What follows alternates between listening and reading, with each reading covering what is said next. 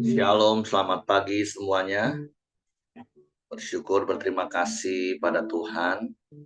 Kalau pagi hari ini kita boleh bangun lagi dengan tubuh yang diberkati, dengan kekuatan kesehatan yang baru yang datang daripada Tuhan. Bersyukur buat pemeliharaan Tuhan di sepanjang minggu ini. Kita boleh ada di akhir minggu lagi, bahkan di akhir bulan.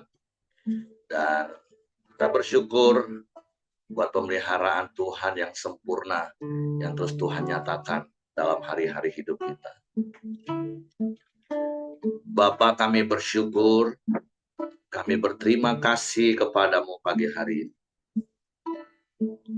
Terima kasih buat penyertaan-Mu di sepanjang hari-hari hidup kami. Bersyukur buat pemeliharaan-Mu yang ajaib dalam hidup kami. Sehingga kami boleh ada sebagaimana kami ada sampai hari ini. Semua karena anugerah-Mu, semua karena kebaikan. Engkau yang menyertai kami, sehingga kami tidak takut akan apapun yang kami hadapi. Karena kami percaya gadamu dan tongkatmu itu yang menjaga dan melindungi kami. Kami tak bimbang, kami tak gentar, sebab ada Engkau Tuhan yang beserta dengan kami. Suatu pagi hari ini kami datang dengan hati yang bersyukur, memuji, menyembah, meninggikan nama-Mu, sebab Engkau yang layak. Haleluya, haleluya. Bapakku datang menyembah sini,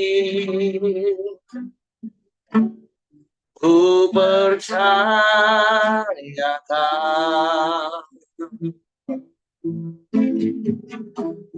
ada bagiku.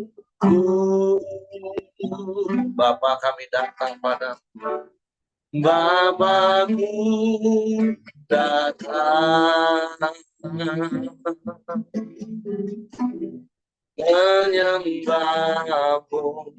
di sini, ku percaya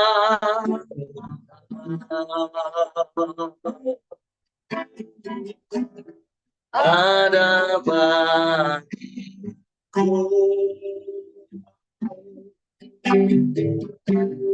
Tak sanggup takut, kau sertaku. Tak usah bimbang, kau di dalamku. Kau sanggup cemas, kau menghiburku. Saat ku lemah, kau kuatku. Ku nyanyikan haleluya,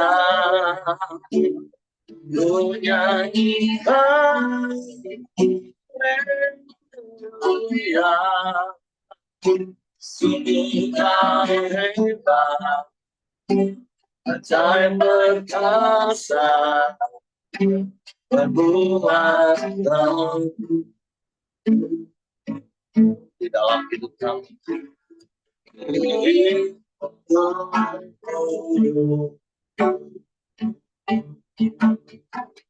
Bapa, kami datang padamu. Bapakku datang menyembahmu di sini, ku percaya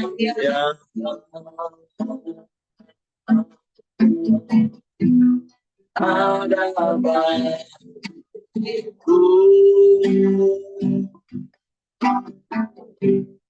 Kau satu selalu sertaku.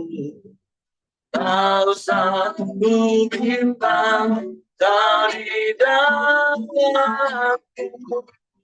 Kau sanggup cemas, kau menghiburku saat ku lemah, kau kuatku. Menyanyi haleluya, menyanyi haleluya. Sungguh hebat, ajaib perkasa, berbuat nyanyi haleluya, ku nyanyi haleluya,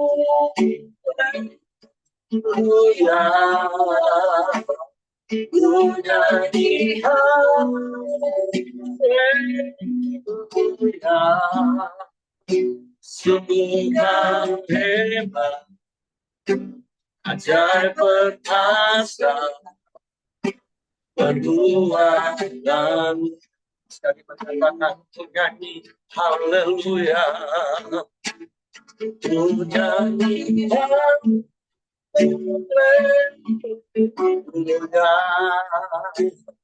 ku nyanyi haleluya.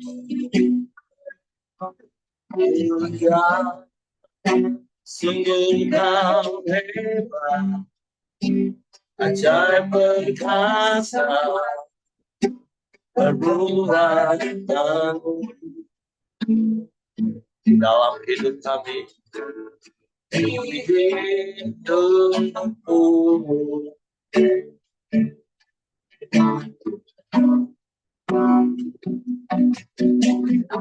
Sungguh engkau hebat Tuhan di dalam hidup kami. Sungguh engkau dahsyat Tuhan dalam hidup kami. Kami tak takut, kami tak gentar,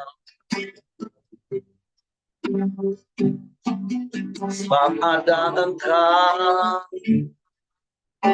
beserta kami. Engkau yang tak pernah meninggalkan kami. Engkau yang tak pernah membiarkan kami sedetik pun. Engkau selalu ada bersama kami, di dalam kami, bergerak bersama kami.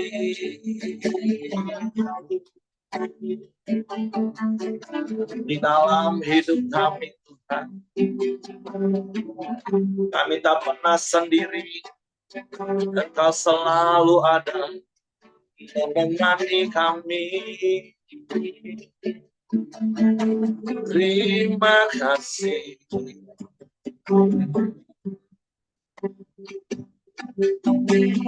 Terima kasih.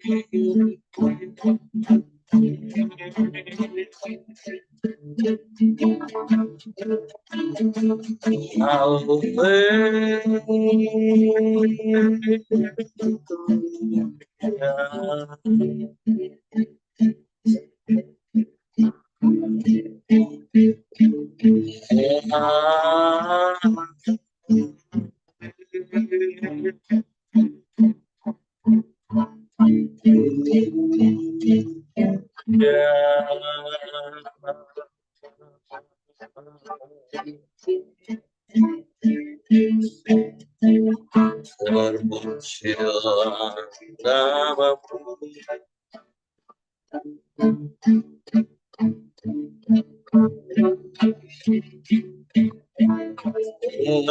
Terpujilah namamu.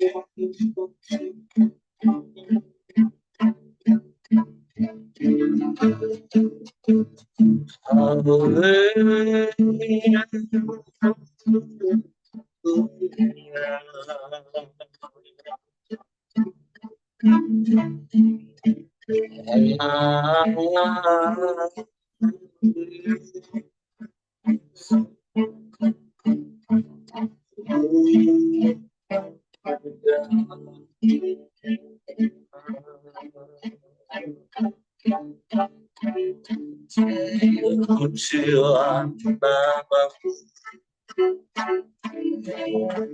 pujilah namamu, sebab hanya Engkau yang layak dipuji, disembah. Sebab hanya Engkau yang layak ditinggikan, diagungkan, dan dimuliakan selamanya. Sebab Engkau Allah di atas segala Allah. Engkau Raja di atas segala Raja. Perbuatanmu besar dan ajaib, Tuhan. Kami memuji, kami menyembah, meninggikan namamu,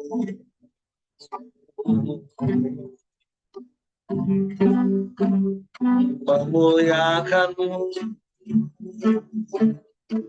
Haleluya, haleluya, haleluya, haleluya. Kau yang layak dipuji, Kau yang layak disembah selamanya. Yesus Tuhan, sebab tidak ada yang lain selain Engkau. Tidak ada yang sama seperti-Mu. Engkau satu-satunya. Hanya Engkau Tuhan. Haleluya.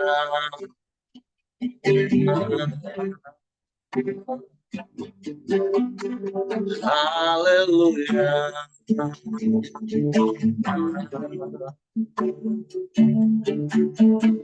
Terpujilah namamu,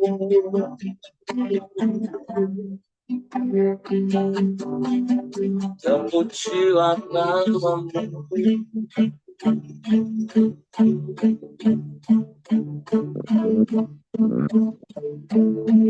Haleluya.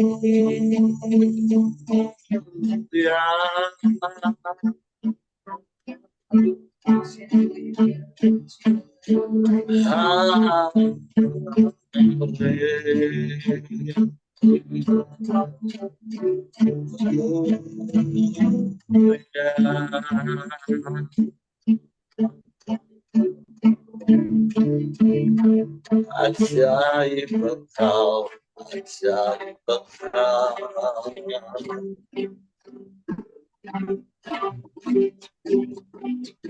Ajaib Engkau.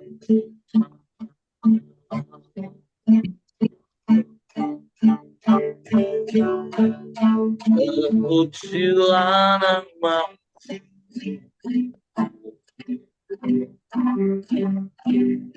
Yesus.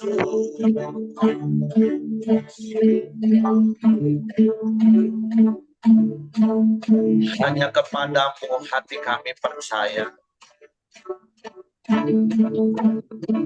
Hanya kepadamu kami mempercayakan seluruh hidup kami. Kami aman di dalam Tuhan. Kami tenang bersamamu.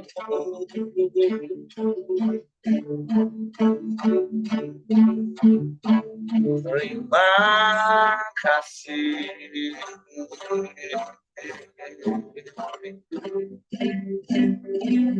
Kami serahkan seluruh hidup kami ke dalam tangan.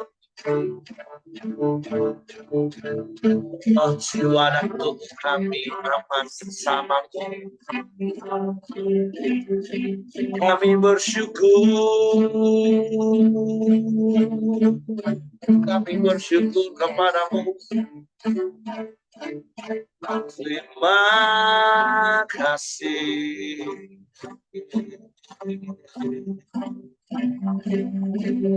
Terpujilah namamu.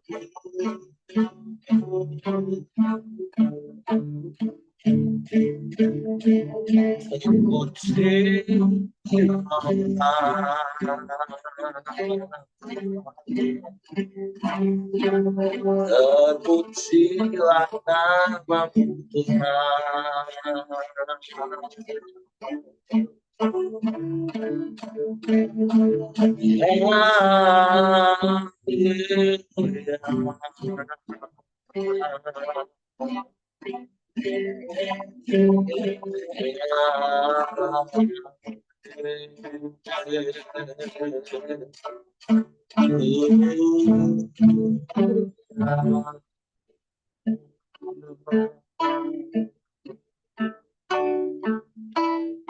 Sebab hanya Engkau yang layak dipuji, disembah.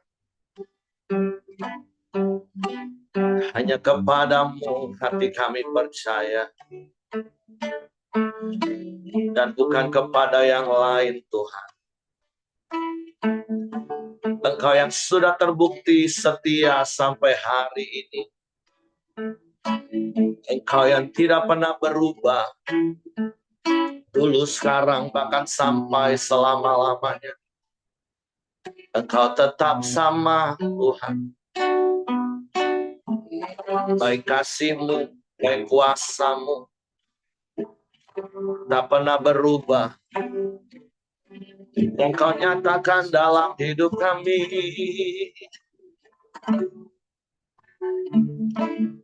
Sehingga hati kami tetap tinggal tenang di dalam-Mu.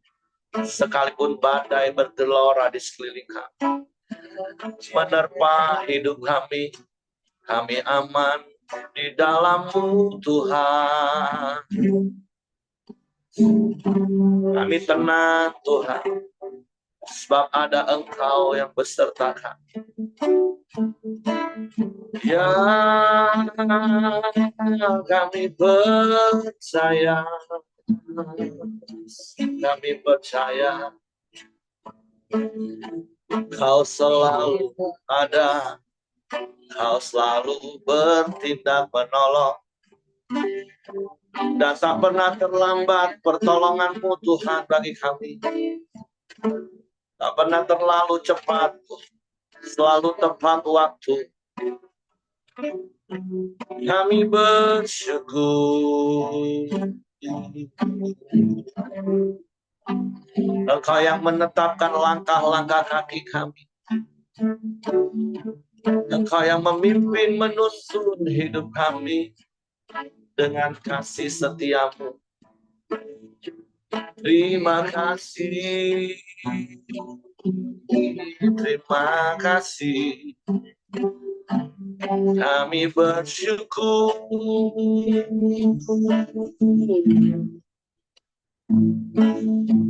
Kami bersyukur kepadamu. Haleluya. Haleluya. Haleluya. Terpujilah namamu. Terpujilah namamu, Tuhan. Kami mau tetap percaya kepadamu. Bahkan saat kami tak melihat jalan-jalan. Terima kasih. Terima kasih, Tuhan. Saat aku tak melihat jalan-Mu, saat ku tak mengerti rencana, namun tetap ku pegang janjimu, pengharapanku hanya padamu. Saat kami tak melihat jalan untuk saat ku tak melihat jalanmu, ya saat ku tak mengerti rencana, namun tetap ku pegang janjimu, pengharapanku hanya padamu. Hatiku percaya,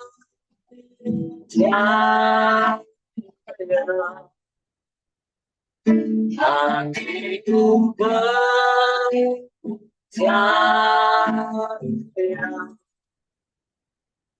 hatiku percaya,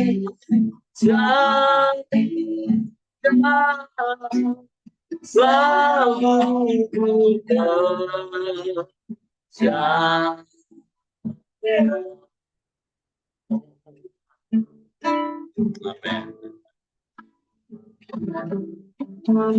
Saat kita melihat jalanmu, saat kita mengerti rencanamu, namun tetap ku pegang janjimu, berharapanku hanya padamu.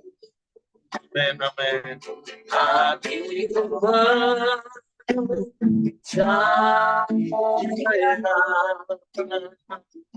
hatiku percaya,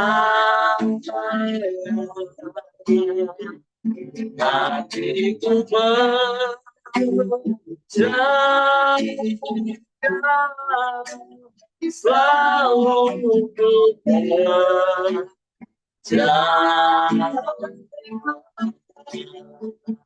Hatiku percaya,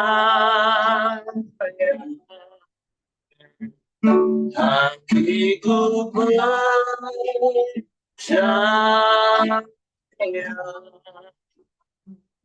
hatiku percaya, selalu ku percaya.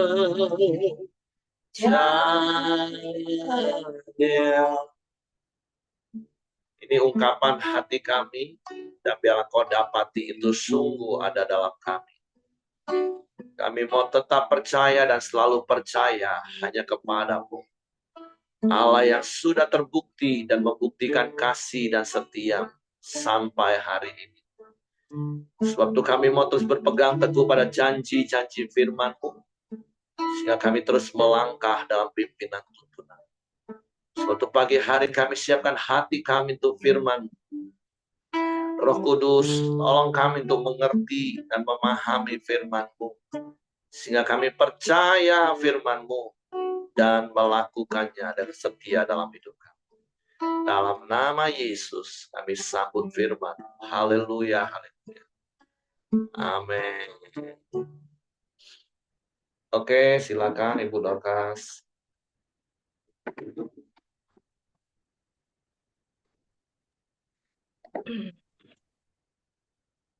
Selamat pagi semua teman-teman. Pagi ini kita akan lanjutkan Yesaya surah 1. Ini suara saya agak sedikit sulit karena baru selesai kemo dan ada sariawan yang penuh di mulut saya, tapi puji Tuhan pagi ini sudah menjadi jauh lebih baik dan saya bisa membaca. bisa lebih baik dalam berbicara. Puji Tuhan, saya akan baca pagi ini. Pedang Tuhan melawan Yerusalem. Datanglah firman Tuhan kepadaku, hai anak manusia, tujukanlah mukamu ke Yerusalem, dan ucapkanlah banyak teguran terhadap tempat kudusnya, dan bernubuatlah melawan tanah Israel.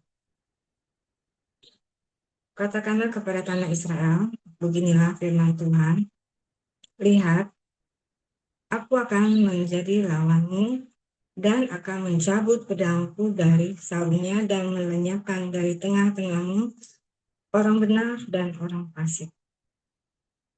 Oleh karena aku hendak melenyapkan dari tengah-tengahmu orang benar dan orang fasik, maka pedangku akan terhunus dari sarungnya terhadap semua manusia dari selatan sampai utara.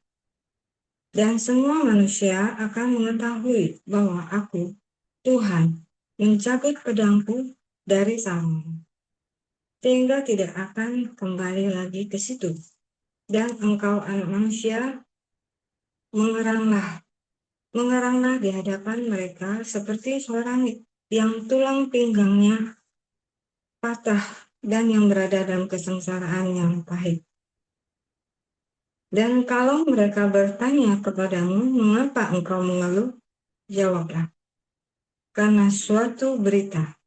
Kalau berita itu sudah tersiar, setiap hati akan menjadi tawar dan semua tangan menjadi lemah, lesu, segala semangat menghilang dan semua orang terkencing ketakutan.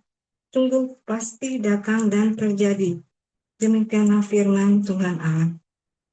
Kemudian datanglah firman Tuhan kepadaku, hai anak manusia, bernubuatlah dan katakan, beginilah firman Tuhan, pedang yang sudah diasah dan juga digosok.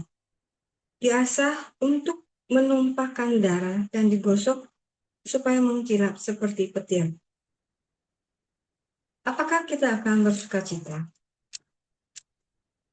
Tongkat anakku menghina segala macam kain. Pedang itu diberikan supaya digosok, supaya sedia dipergunakan. Pedang itu diasah dan digosok supaya diberikan ke tangan si pembunuh. Berserulah dan merataplah, hai anak manusia, sebab pedang itu ditujukan melawan umatku. Di sini ya dikatakan, pedang itu ditujukan untuk melawan umatnya Tuhan sendiri. Ditujukan melawan semua pemimpin Israel, mereka dan umatku sama-sama dibiarkan dimakan pedang. Oleh sebab itu, tepuklah pinggangmu sebagai tanda perkabungan. Sebab percobaan datang dan tidak suatu pun yang dapat tahan. Demikianlah firman Tuhan Allah. Dan engkau anak manusia, bernubuatlah dan tepuklah tanganmu, biarlah pedang itu menjadi 2 kali lipat, 3 kali lipat. Itu pedang pembunuh, pedang untuk pembunuhan besar-besaran yang berkeliling menghabiskan mereka, supaya hati mereka hancur dan yang jatuh bertambah-tambah di tiang pintu gerbang mereka. Aku memerintahkan penumpah darah dengan pedang itu. Aduh, pedang itu dibuat menyamai petir dan digosok untuk menumpahkan darah. Pancung yang di kanan dan di kiri, kemana saja matamu menetap. Dan aku akan bertepuk tangan, dan hatiku yang panas menjadi tenang kembali. Aku Tuhan yang mengatakannya. Lalu datanglah firman Tuhan kepadaku, hai engkau anak manusia, gambarlah 2 jalan yang akan dilalui oleh pedang Raja Babel. Keduanya mulai dari satu negeri. Buatlah sebuah papan penunjuk jalan pada awal jalan yang menuju ke masing-masing kota. Gambarlah dari jalan mana pedang itu datang melawan Rabah, ibu kota Amon, dan melawan Yehuda yang bentengnya ada di Yerusalem.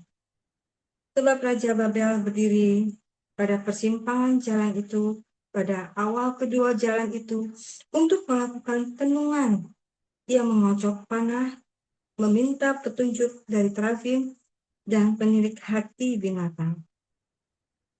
Ke dalam tangan kanan yang terjatuh panah tenungan mengenai Yerusalem, supaya diperdengarkan suara orang yang membunuh dan menyuruhkan pekik pertempuran, supaya menyusun alat-alat pendobrak pintu gerbang dan menimbun tanah menjadi tembok pengepungan dan mendirikan benteng pengepungan.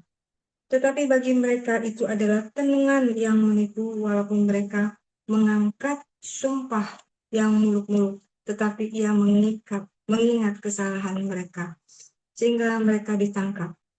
Oleh sebab itu, beginilah firman Tuhan Allah. Oleh karena kamu membuat kesalahanmu, itu teringat kembali dengan tersingkapnya pelanggaranmu, sehingga kentara dosa-dosamu dalam segala perbuatanmu. Oleh karena kamu menjadi teringat kembali, kamu akan ditangkap dengan kekerasan. Dan hai engkau Raja Israel, orang fasik yang durhaka, yang saatnya sudah tiba untuk penghakiman terakhir. Beginilah firman Tuhan Allah, jauhkan serbamu dan buanglah mahkotamu. Tiada yang tetap seperti keadaan yang sekarang. Dan yang rendah harus ditinggikan, yang tinggi harus direndahkan. Puing-puing akan kujadikan dia. Ini pun tidak akan tetap sampai ia datang. Yang berhak atas kepadanya akan kuberikan.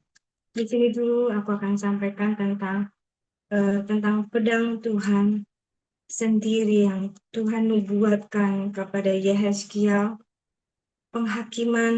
penghukuman, pendisiplinan Tuhan yang begitu kerasnya lewat Nabi Yehezkiel kepada bangsa Israel. Tuhan tidak main-main dengan apa yang dikatakan. Tuhan tidak main-main dengan kegeramannya terhadap dosa yang dilakukan bangsa Israel yang tidak takut terhadap Tuhan. Dan hari ini kita bisa membaca bagaimana kegeraman Tuhan yang akan Tuhan jalankan. Tuhan nyatakan lewat pedang yang akan menghancurkan bangsa Israel lewat tangan Raja Babel, lewat tangan Babel yang Tuhan nyatakan bahwa Tuhan justru akan menjadi di ayat 17 bahwa aku juga akan bertepuk tangan dan hatiku yang panas menjadi tenang kembali. Tuhan sebegitu geramnya akan kesalahan yang dilakukan bangsa Israel. Ya, seperti itu yang saya lihat betapa kegeraman Tuhan. Dan bahkan Nabi Yehezkiel ketika dia juga harus menyampaikan ini kepada bangsa Israel, itu satu perkara berita yang sangat tidak baik, berita yang sangat tidak nyaman di telinga, yang harus disampaikan kepada bangsa Israel. Tapi bangsa Israel itu akan meratapinya kan? Apakah atau dia menjadi menyesalkan ketika dia mendengar satu berita yang disampaikan, nubuat disampaikan oleh seorang Nabi Yehezkiel kepada mereka, sesuatu yang sudah sangat di depan mata, bahwa mereka dihancurkan oleh tangan Tuhan sendiri sebagai umatnya. Di sini aku melihat yang dikatakan di ayat 24, oleh karena kesalahan dan pelanggaranmu, hingga dosa-dosa itu menjadi sesuatu yang paling kentara, yang sehingga Tuhan akan menghancurkan sendiri umatnya. Tuhan sendiri akan lakukan dengan pedangnya. Teman-teman yang di sini aku melihat, sebenarnya poin ini adalah kenapa bangsa Israel bisa sampai sedemikiannya? Kenapa bangsa Israel bisa sampai mendapatkan satu penghukuman, pendisiplinan begitu keras? Saya mendapatkan bahwa kadang kita sebagai anak Tuhan terjebak dengan namanya berkat. Kita terjebak dengan namanya berkat itu sendiri. bukankah bangsa Israel itu menjadi anak kesayangan Tuhan?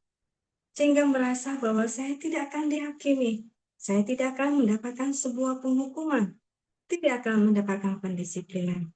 Tuhan Allah, Allah yang kasih, tapi Tuhan Allah adalah Allah yang betul benci terhadap setiap dosa, setiap pelanggaran.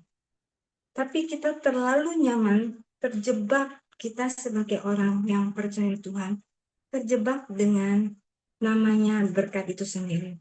Terkadang berkat, makanya bangsa Israel mencari jalan Allah lain, mencari ilah lain, mencari bangsa lain, mencari hal yang lain, untuk bisa memenuhi berkat-berkat untuk bagi mereka sendiri. Kalau saya lihat, kenapa bangsa Israel bisa banget terjebak terhadap kekerasan hati mereka sendiri? Kalau menurut saya, kita sendiri manusia, karena kita manusia, kalau bukankah bangsa Israel juga adalah manusia? Bukankah bangsa Israel juga adalah manusia berdosa dan kita juga manusia berdosa? Apakah mereka orang yang keras hati dan kita tidak menjadi orang yang keras hati? Apakah mereka anak-anak ya anak kesayangan Tuhan dan kita bukan anak kesayangan Tuhan? Dan apakah kita tidak bisa melakukan kesalahan yang seperti bangsa Israel lakukan dan kita lakukan? Mungkin kita adalah menjadi orang-orang yang sama seperti bangsa Israel yang saat ini sedang kita terjebak dengan banyak pelanggaran dan dosa yang tersembunyi di dalam diri kita. Sehingga kita nggak menyadari bahwa sedang membiarkan satu hari Tuhan juga akan mendisiplinkan kita. Satu hari Tuhan juga akan mendisiplinkan hidup kita. Tapi kita jangan sampai menjadi orang yang keras hati seperti bangsa Israel. Karena kita terjebak dengan adanya nama berkat. Teman-teman, ikut Tuhan, saya mau quote, ikut Tuhan tidak bicara tentang berkat. Kalau ikut Tuhan tentang hanya mencari berkat, diri kita hanya akan terjebak dan kita hanya akan melakukan banyak kesalahan-kesalahan di dalam hidup kita. Kalau hidup kita ikut Tuhan, kalau hidup kita ketika kita ikut Tuhan hanya mencari berkat, makanya kita ikut Tuhan. Kalau kita ikut Tuhan, kita hanya mau mencari sebuah kekayaan. Kalau ikut Tuhan, kita hanya mau mencari kedamaian di keluarga kita. Kalau ikut Tuhan, kita hanya mau mencari sesuatu kelimpahan dalam kelancaran. Sebenarnya kita hanya akan masuk kembali di dalam kondisi kita menjadi manusia yang apa ya? Menjadi manusia yang akan justru jatuh di dalam dosa menurut saya. Karena kita utamakan ikut Tuhan yaitu mencari sebuah berkat. Tapi ikut Tuhan seperti bangsa Israel, jika ikut Tuhan, dia mengerti bahwa adalah bicara tentang pikul salib. Ya, saya di sini mencari hal yang lebih dalam. Kenapa ya bangsa Israel bisa terjebak begitu keras hatinya mereka? Begitu mereka percaya diri mereka yang tinggi terhadap berkat-berkat, terhadap hidup mereka yang tidak akan terlalu berkelimpahan dirasakan. Karena mereka tidak mengerti arti memuliakan Tuhan, arti ikut Tuhan. Ikut Tuhan adalah, kalau ikut Tuhan, kita bicara adalah salib, pikul salib, teman-teman. Ikut Tuhan adalah bicara tentang pikul salib. Hidup kita, kalau kita bisa mau mendapatkan apa yang menyenangkan hati Tuhan, pikulah salib. Sehingga kita akan terhindar dari pelanggaran, dosa-dosa, dan banyak hal. Tapi kalau kita mengerti hidup kita pikul salib, hidup kita boleh pikul salib. Apa yang Tuhan mau saya pikul. Tapi kata Tuhan, salibmu tidaklah berat. Salibmu tidaklah berat. Tapi apa yang Tuhan berikan di dalam hidup kamu mau pikul, dan hidupmu menjadi punya kelimpahan justru. Jadi paradoks banget. Ketika engkau mau pikul salib, hidupmu menjadi berkelimpahan. Ketika kamu pikul salib, justru hidupmu mendapatkan berkat. Ketika kamu pikul salib, dirimu akan penuh dengan kasih setia Tuhan, penuh dengan kasih setia Tuhan. Tapi pikul salib tidak bicara tentang hidup enak. Pikul salib bisa bicara tentang anakmu yang masih sakit. Pikul salibmu masih bisa bicara tentang banyak hal dalam hidupmu yang anakmu sakit, tapi kamu tidak mencari dukun, tapi engkau mau menyadari waktu anakmu sakit, kamu bisa memuliakan Tuhan dalam anakmu waktu sakit. Pikul salib ketika kamu harus menjaga merawat orang tuamu. Pikul salib ketika kamu juga harus menginjili dan terus mendoakan anak-anakmu yang sedang bermasalah. Pikul salib berbicara juga tentang anakmu yang belum beres tentang ketaatan terhadap Tuhan. Kalau saya melihat, sehingga kita tidak terjebak terhadap tentang diri, tentang berkat, dan tentang berkat, dan tentang berkat. Kenapa bangsa Israel begitu jatuh, begitu dalam, dari jauh, dari masa mereka, perjalanan mereka keluar dari Mesir menuju tanah perjanjian. Mereka terus mendapatkan berkat. Mereka mendapatkan mana? Mereka mendapatkan makanan yang setiap hari. Makanan, berkat, dan berkat, dan berkat. Tapi itu tidak cukup bagi mereka karena hidup mereka hanya melihat apa namanya, mereka mencari itu berkat. Jadi hidup ikut Tuhan bagi saya, ikut Tuhan sebagai saya mudah, gampang. Bagi saya itu tidak mudah. Jangan ikut Tuhan kalau kamu hanya bicara tentang berkat. Jangan ikut Tuhan kalau kamu mau mencari kekayaan.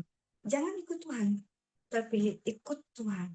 Bicara tentang ketaatan, tentang pikul salib. Karena bukankah Kristus datang juga dia pikul salib untuk dosa manusia. Dosa kita sudah di, kita diselamatkan untuk bisa mampu melakukan hidup kita yang boleh berkemenangan, sehingga kita tidak melakukan seperti yang bangsa Israel lakukan. Saya akan lanjutkan, dan engkau pedang Tuhan melambani Amnon, dan engkau anak manusia bernubuat dan katakanlah, beginilah firman Tuhan Allah mengenai Bani Amon dan cercaan mereka. Katakanlah, pedang sudah tercabut untuk menumpahkan darah, digosok untuk memusnahkan dan supaya mengkilap seperti petir. Sedang orang melihat penglihatan yang menipu bagimu dan memberikan tenungan bohong kepadamu untuk ditetapkan kepada leher orang fasik yang durhaka, yang saatnya sudah tiba untuk penghakiman terakhir. Kembalikanlah itu ke sarungnya di tempat penciptaanmu, ke negeri asalmu. Aku akan menghukum engkau, aku akan menimbulkan api murkaku kepadamu dan menyerahkan engkau ke dalam tangan orang-orang dungu yang menimbulkan kemusnahan. Engkau menjadi makan api, darahmu akan tertumpah di tengah-tengah tanah itu, dan engkau tidak akan diingat lagi. Sebab aku Tuhan yang mengatakannya. Di sini hanya aku dapatkan sesuatu bahwa Tuhan Allah yang akan membela kita. Tuhan sangat tidak suka dengan Bani Amon, karena bangsa ini menjadi bangsa yang terus menekan umatnya. Kalau dalam hal ini kita bersyukur, Tuhan itu selalu akan membela kita. Tuhan Allah yang akan membela kita.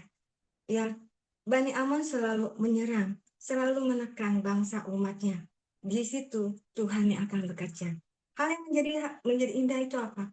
Kita menjadi anak Tuhan tidak usah takut terhadap hal-hal yang di luar menyerang kita. Bagian kita adalah bagian kita lakukan menjadi bagian kita saja. Bagian kita menjadi anaknya adalah kita melakukan yang Tuhan suruh kita lakukan, kita lakukan.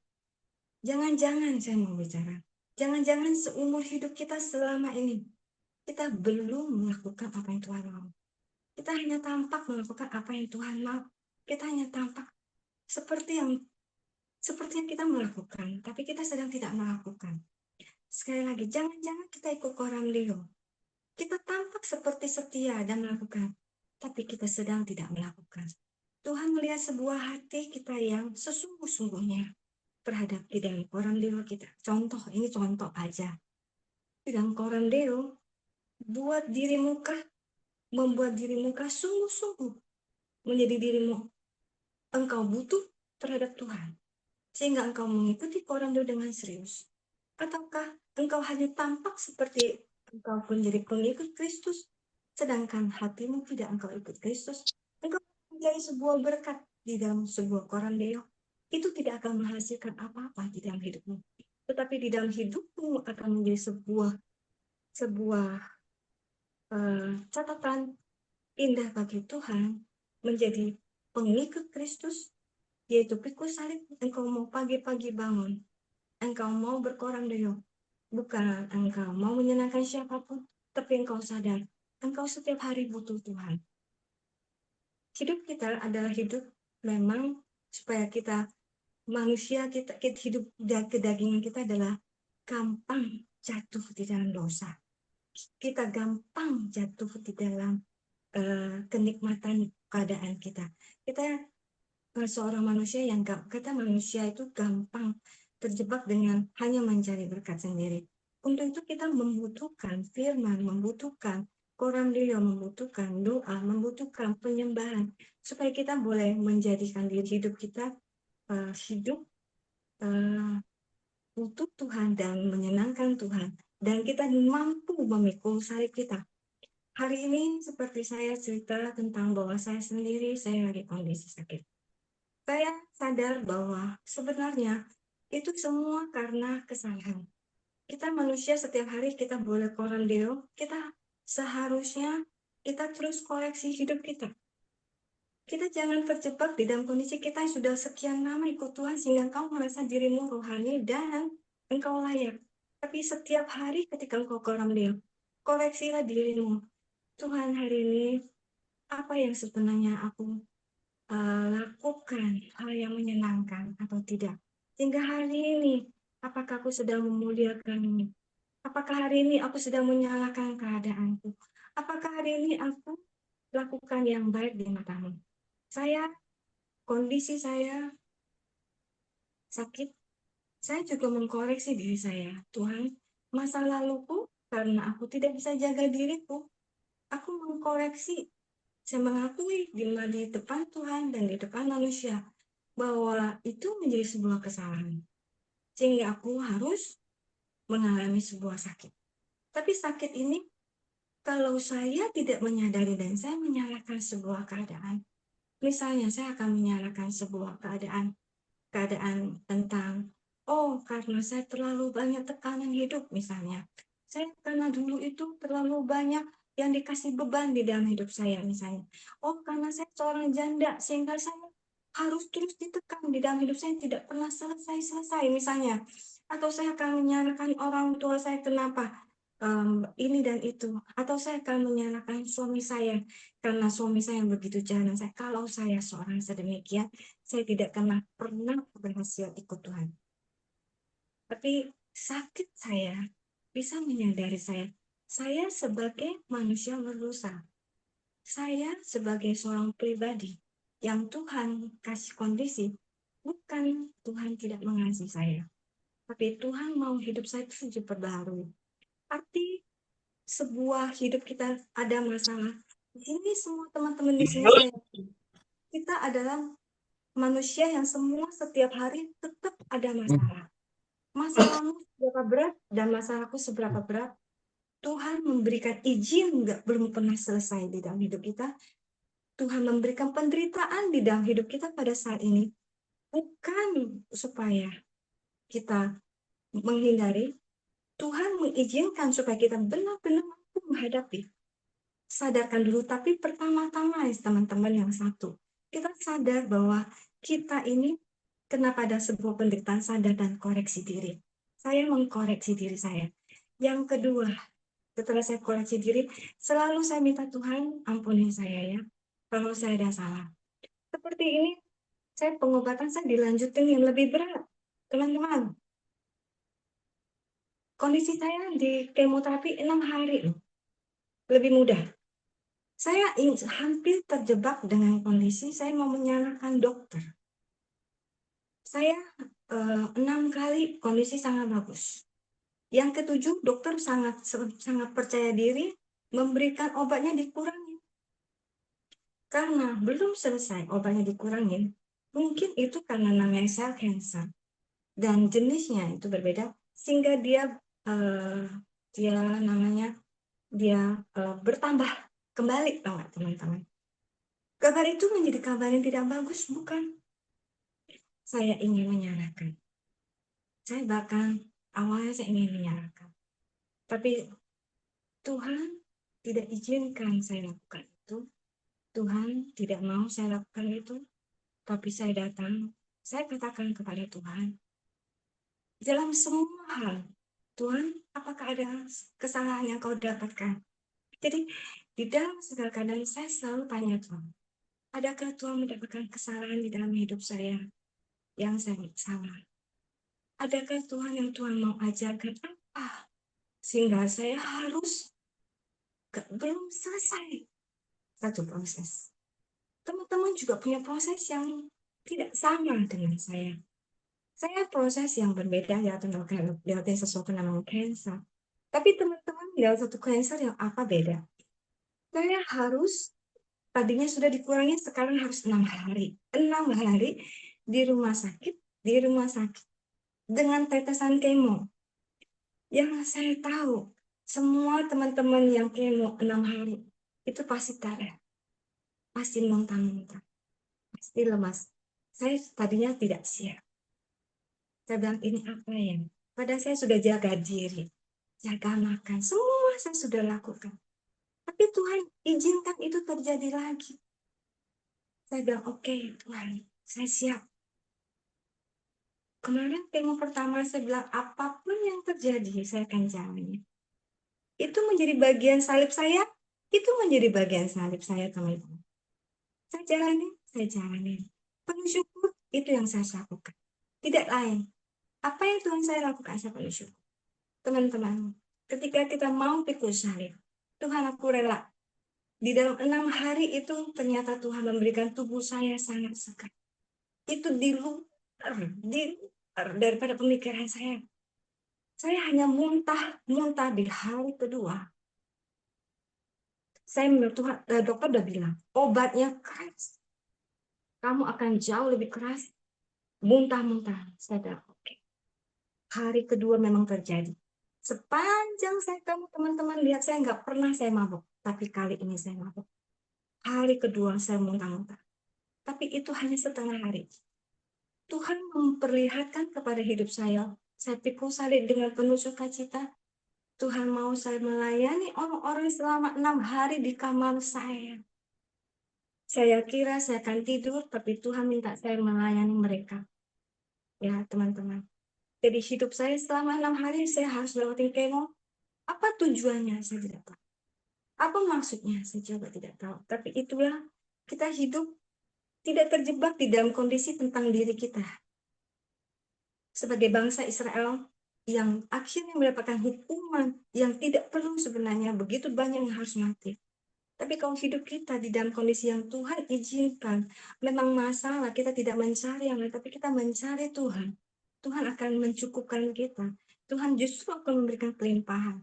Di dalam 6 hari saya ketemu orang, justru Tuhan ingatkan saya. Tuhan ingatkan saya. Walaupun 1000 rebah di sebelah kiri dan kananku di hati saya, Tuhan sudah ingatkan sebelum saya masuk. Aku Allah yang akan melindungi. Aku bilang, ya udah. Aku pegang itu Tuhan. Gak ada yang lain aku pegang. Waktu aku di rumah sakit, justru saya kira hari Sabtu dan Minggu, kan saya 6 hari, tetesan kemo itu terus aja. Nggak berhenti 24 jam. Terus tetes di dalam tubuh saya. Tapi tetesan itu tidak membuat saya lemas. Itu yang menjadi keberadaan Tuhan yang Allah yang Maha Kuasa memberikan kekuatan di dalam tubuh saya. Yang saya hadapi adalah 2 orang pasien yang sebelah kiri, sebelah kanan saya, orang-orang yang sudah pakai morfin yang sangat berat. Mereka tidak bisa lagi masuk obat kemo dan hanya bisa dengan morfin. Dan saya membantu mereka, yang satunya nggak tahan dingin, yang satunya nggak tahan panas. Saya tengah malam jam 2 pagi, saya bangun dengan kondisi segar, nyalain AC, sebentar saya hidupin AC. Jam 2 pagi nanti besokannya saya datang ke salah satu pasien yang Tuhan minta saya doakan. Saya doakan bukan kesembuhan. Saya mendoakan Tuhan, kasih pasien ini bisa tidur enak. Sepanjang di sana saja di malam itu, saya menemenin pasien itu dari jam 2 pagi. Saya doakan untuk dia. Saya doakan untuk dia. Dan saya mengelus-eluskan kepalanya sampai dia tidur. Sampai dia tidur. Dan saya baru kembali lagi ke ranjang saya. Dan saya tidur. Itu hari-hari saya selama 6 hari yang Tuhan izinkan saya. Apakah ini maksud Tuhan saya harus lewatin semua proses dan 6 kali lagi saya harus lewatin? Saya tidak mengerti. Saya mengerti pikul salib saya selama saya ikut Tuhan. Tuhan memberikan saya hidup ketika saya divonis dari bulan 8 sampai hari ini dan sebentar lagi saya akan ulang tahun. Saya masih hidup. Bagi saya, itulah membuat saya tidak di dalam kondisi penghukuman Tuhan, tapi saya ada di dalam anugerah Tuhan.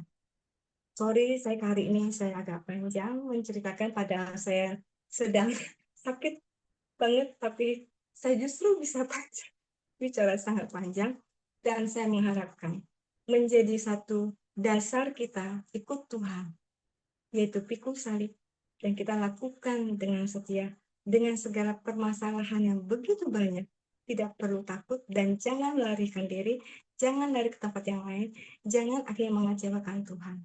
Tapi kita boleh tetap memuliakan Tuhan di dalam segala keadaan kita. Terima kasih. Oke, terima kasih untuk Ibu Dorcas buat sharing dan kesaksian hidup.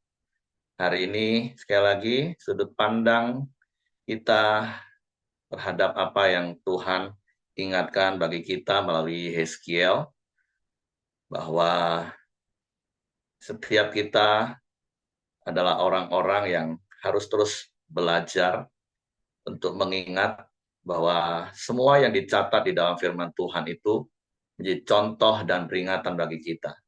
Tentu apa yang dilakukan oleh bangsa Israel itu menjadi peringatan bagi kita untuk kita tidak lakukan, sehingga pedang Tuhan harus melawan mereka. Dan setiap hari kita harus mengingat, kalau bahasa Ibu Caca tadi pikul salib, seperti yang berkali-kali saya katakan, yuk kita memaknai baptisan air itu. Selamat pagi. Oke. Memaknai baptisan air itu bahwa setiap kita sudah mati, sudah dikubur, dan hari ini kita hidup sebagai ciptaan baru. Memikul salib itu kita ingat karya salib yang sudah menebus hidup kita, sudah menghapus dosa-dosa kita. Memikul salib mengingatkan kita bahwa segala kelemahan dan sakit penyakit kita sudah ditanggung, dipikul oleh bilur-bilur Yesus, sehingga kita boleh melangkah dari kemenangan datang pada kemenangan. Dan seperti apa Ibu Caca tadi katakan, orientasi hidup kita, kekristenan kita, bukan berkat. Tentu, kalau bicara berkat, tentu yang dimaksud tadi adalah materi. Karena berkali-kali saya harus mengingatkan kita semua, apa itu berkat? Bagi saya berkat itu adalah segala sesuatu yang membawa kita dekat pada Tuhan. Jadi jangan pernah mengkotak berkat itu hanya hal-hal materi. Karena bukan itu tujuan kekristenan kita. Tujuan kekristenan kita adalah mengasihi Tuhan yang sudah lebih dahulu mengasihi kita. Tujuan kekristenan kita adalah mengasihi Tuhan dengan ketaatan kita. Walaupun tentu di balik ketaatan itu ada berkat yang Tuhan sediakan. Tapi sekali lagi, apa itu berkat? Berkat itu segala sesuatu yang membuat kita dekat pada Tuhan. Sebaliknya, kutuk adalah segala sesuatu yang membuat kita jauh dari Tuhan. Bahkan kalaupun materi berlimpah, tapi kalau itu membuat kita jauh dari Tuhan, itu justru kutuk. Tapi kondisi sulit, kondisi susah, tapi kalaupun itu membuat hati kita semakin melekat kepada Tuhan, itulah berkat sesungguhnya. Oleh sebab itu, kekristenan itu bicara tentang sikap hati. Mari hati yang terus dibaharui, karena Tuhan sudah memberikan kepada kita hati yang baru, hati yang mengasihi Tuhan karena Tuhan lebih dulu mengasihi kita, sehingga kita tidak melakukan seperti apa yang dilakukan bangsa Israel.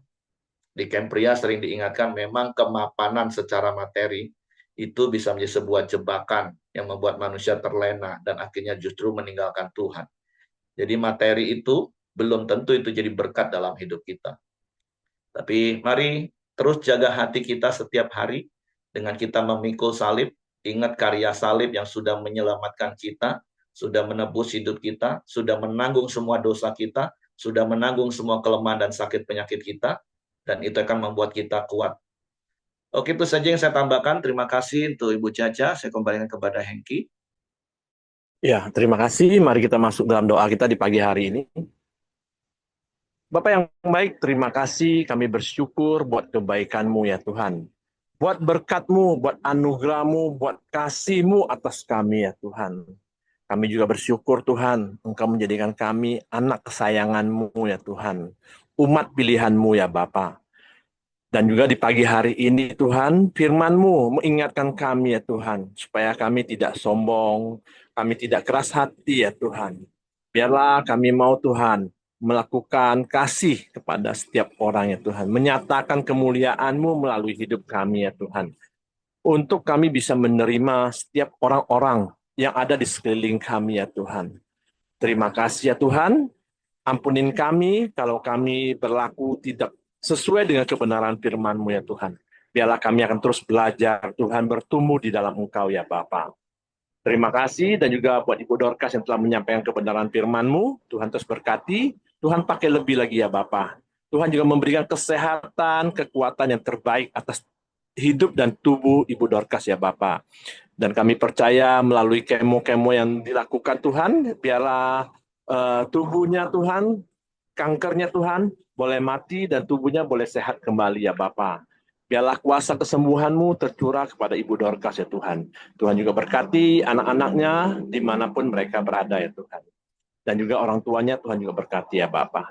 Terima kasih ya Tuhan, juga setiap kami yang hadir di pagi hari ini, Tuhan juga terus berkati kami, baik suami, baik istri, dan juga anak-anak kami, dan menantu cucu kami juga Tuhan berkati ya Bapa.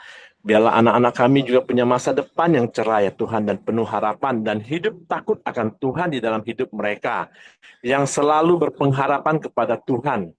Terima kasih ya Tuhan, kami serahkan keluarga kami ke bawah tangan kuasa-Mu ya Bapa. Kami juga terus berdoa buat bangsa dan negara kami Indonesia. Tuhan terus berkati bangsa kami, terus membawa bangsa kami hari demi hari lebih baik ya Tuhan. Membawa perekonomian yang lebih baik ya Bapa. Dan juga kesejahteraan rakyat Indonesia juga akan lebih baik ya Tuhan. Tuhan juga berkati pemerintahan yang ada ya Tuhan, baik dari pusat hingga daerah ya Tuhan. Biarlah roda pemerintahan ini boleh berjalan dengan baik. Dan juga Tuhan berkati setiap ada yang di atas bangsa ini ya Tuhan. Terima kasih Tuhan, kami serahkan bangsa dan pemerintahan kami ke bawah tangan kuasa-Mu. Mari kita masuk dalam doa Bapa kami. Bapa kami yang di surga, dikuduskanlah nama-Mu, datanglah kerajaan-Mu, jadilah kehendak-Mu di bumi seperti di surga. Berikanlah kami pada hari ini makanan kami yang secukupnya, dan ampunilah kami akan kesalahan kami seperti kami juga mengampuni orang yang bersalah kepada kami. Dan janganlah membawa kami ke dalam pencobaan, tapi lepaskanlah kami daripada yang jahat. Karena Engkaulah punya kerajaan dan kuasa dan kemuliaan sampai selama-lamanya. Amin. Silakan Ibu Dorcas. Teruskanlah Tuhan bicara di dalam diri kami setiap apa yang Kau mau perintahkan di dalam hidup kami. Masalah demi masalah, penderitaan dan penderitaan yang Tuhan izinkan dalam seluruh kehidupan kami. Kami tahu itu bukan mendatangkan hal yang buruk. Bukan juga menjadi kutuk di dalam hidup kami, tapi adalah berkat yang Tuhan sedang mau siap, yang berkat yang berkelimpahan. Bahkan banyak keindahan yang Tuhan mau siapkan di dalam hidup kami. Tuhan, pagi ini Tuhan, biarlah penuh syukur yang kami akan Tuhan sampaikan di dalam hidup kami kepadamu. Jikalau ada semua di dalam hidup kami permasalahan yang belum selesai, berikan kami ucapan syukur yang paling dalam dengan sebagai bentuk percaya kami kepada Engkau bahwa Engkau Allah, Immanuel, Allah yang menyertai kami, bukan Allah yang akan penuh dengan kegeraman di dalam untuk menghakimi umat-umatnya, tapi Tuhan Allah yang telah mati bagi kami, yang telah menyelamatkan kami, yang akan terus memelihara kami, yang akan terus melindungi kami, dan Engkau terus yang akan mengangkat kami. Terpujilah karena namamu Tuhan, dengarkan doa kami berseru hanya di dalam nama Tuhan Yesus Kristus.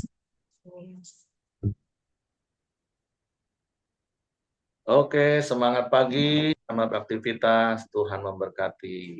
Terima kasih untuk Bu Dorcas. Sorry Pak, pencet tadi Pak, mau manggil nyonya. Nggak tahu. Ya. Yung Will jalan ya? Belum Pak ya, mau panggil Nilu dari pencet. Jalan. Iya.